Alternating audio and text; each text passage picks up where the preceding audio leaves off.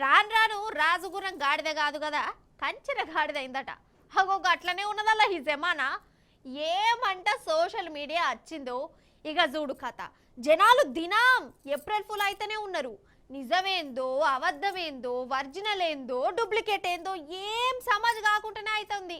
Video వచ్చిందా ఈ ఉబ్బాగగా టకటగా వాళ్ళకి వీళ్ళకి పంపినమా, మహిమ మహత్యం చిత్రం విచిత్రం అని టామ్ టామ్ చేసినమా, కథమేగా ఇక గిట్లనే అవుతుంది.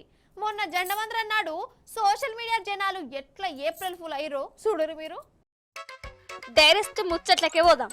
మొన్న జెండమందరం నాడు దేశమంతా జెండా పండుగ వేసుకున్నారు కదా, అయితే కేరళలో కూడా గిట్టునే జెండా ఎగిరేసిర్రు. ఫస్ట్ చూడురి కథ.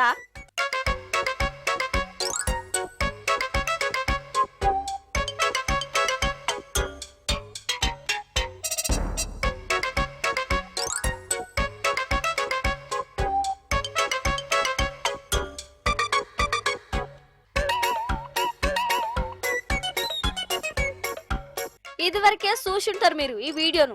దీన్ని చూస్తుంటే ఏమనిపిస్తుంది, వీళ్ళు జెండా మీదికి లేపిర్రు కానీ ముడి గట్టిగున్నది, తాడిప్పుకోలేదు. అప్పుడే ఒక పక్షి వచ్చింది, ఆ కట్టిప్పి జెండా ఎగిరేసిపోయింది అన్నట్టే ఉన్నది కదా. జనాలు నిజమే అనుకున్నారు. పక్షి మహిమ చిత్రం బలారే విచిత్రం అనుకుంటా అసలు ఏమన్నా సంబరపడ్డారా వీడియోను ఫార్వర్డ్లు చేసుకుంటా. ఇక ఇప్పుడు అసలు చిత్రం చూడురి.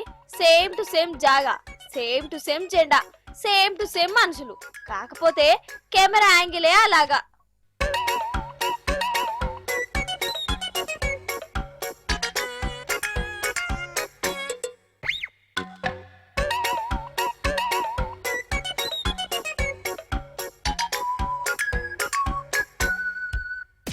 అది కథ.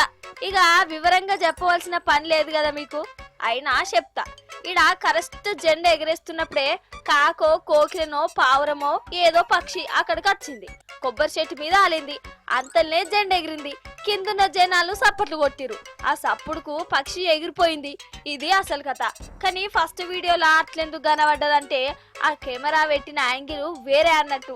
దాన్ని ఎయ్యబట్టి ఈ పక్షి ఎగరేసింది కావచ్చని ఎవలో తలమాసినోడు సోషల్ మీడియాలో పెట్టిరు. చాలా మంది నమ్మి పక్షులకు పిట్టలకు పూజలు కూడా చేసిర్రు. అంటే కళ్ళు గాతిల్లో మోసపోయినాయి అన్నట్టు. అసలు ఆ పక్షికి జెండా మందిరానికి సంబంధమే లేదు. కానీ కొందరు మాత్రం వాహ్ వాహ్ వాహ్ వరెవ్వా అనుకుంటా మురిసిపోయారు. గిట్లుంటది మరి సోషల్ మీడియా కథ. చదువు ఎక్కువైతే ఉన్నమతి పోయిందని వెనకట ఎవరు అన్నారట.